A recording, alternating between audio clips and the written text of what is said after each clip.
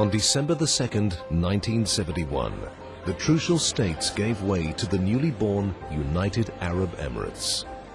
Meeting in what was known as the Guest Palace, the rulers of Abu Dhabi, Dubai, Sharjah, Ajman, Al Quwain and Fujairah signed the country's first constitution and established the independent state of the UAE. Ras Al Khaimah joined in February of the following year. Sheikh Zayed bin Sultan Al Nahyan, ruler of Abu Dhabi, was elected president of this new country.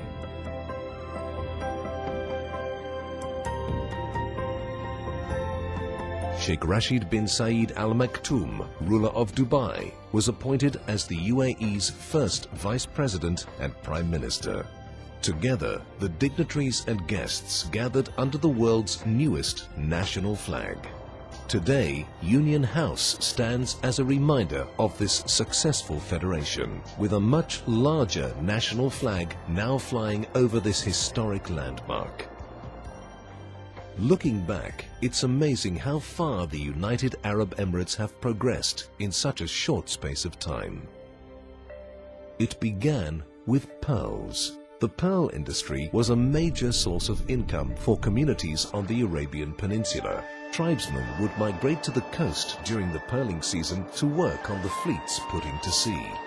The pearling dhows would spend many weeks and even months gathering oysters from the seabed. The industry collapsed in 1930 due to the popularity of artificially cultured pearls. Coastal communities dependent on fishing and pearling had to find new sources of income. It was shortly after this that the first air links to the region were established. Sharjah became a vital stopover in 1932 for aircraft en route from Great Britain to India and on to Australia. Passengers would stay overnight in the Al Mahata fort before departing the next morning. The airstrip's fort was practical, necessary to protect against occasional raids by Bedouin from the interior. Today, the site is an aviation museum, displaying aircraft that served the region. And Sharjah has grown from its humble beginnings into a major city.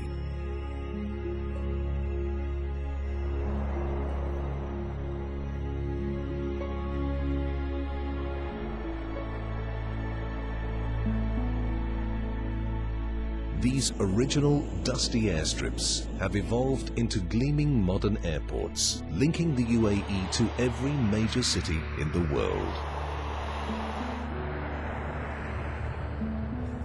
Oil was discovered in commercial quantities in 1958. Development of this abundant resource began shortly after.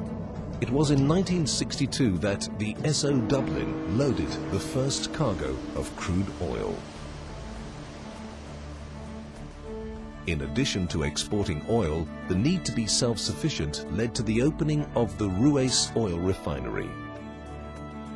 Onshore and offshore oil production continued to develop throughout the 1960s. The oil wealth was put to use improving infrastructure. The city of Abu Dhabi embarked on a wave of construction that saw the island's shoreline dramatically change.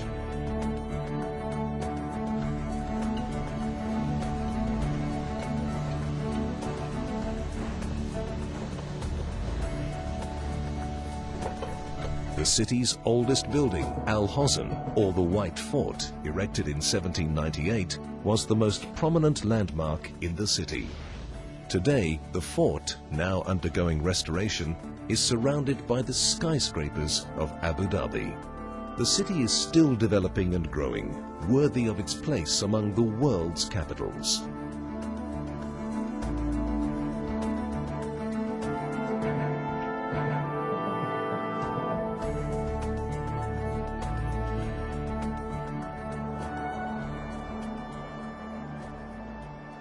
With pearls now no longer able to supply vital income, the resilient city of Dubai turned to trade to restore its fortunes. It became a base for commerce throughout the Gulf region. The Dubai Creek, Traditionally, the center of business was dredged in the early 1960s to allow larger dhows to navigate the waterway. This allowed the city to continue to grow as an important commercial hub. Dhows laden with goods are still a common feature on the city's creek, an historical link between the old and the new. Increasing demand led to the world's largest man-made port being created at Jebel Ali. Its crowded docks are testament to the valuable role it now plays at the center of regional trade. These successful commercial links have brought great change to the city of Dubai.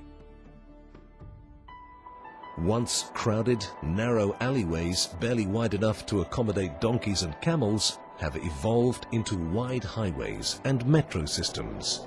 These, in turn, weave through record-breaking skyscrapers and developments that are the icons of the city.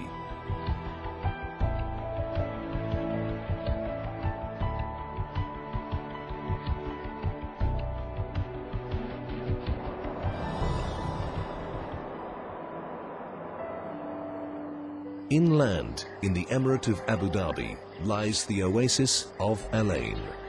Prior to 1971, the city was a base for the Trucial Omani Scouts, who would set out on camel to police the area. They were based at Al Jahili Fort, erected in 1898 by Sheikh Zayed I and used as his summer palace.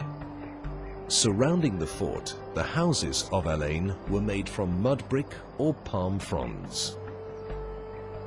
Today, Al Jahili Fort stands restored and is a popular tourist attraction.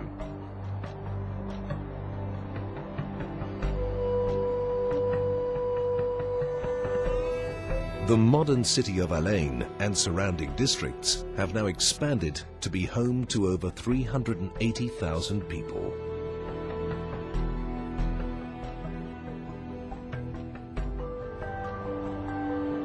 Throughout the country, constant reminders of these links with the past can be found sitting side by side with modern wonders.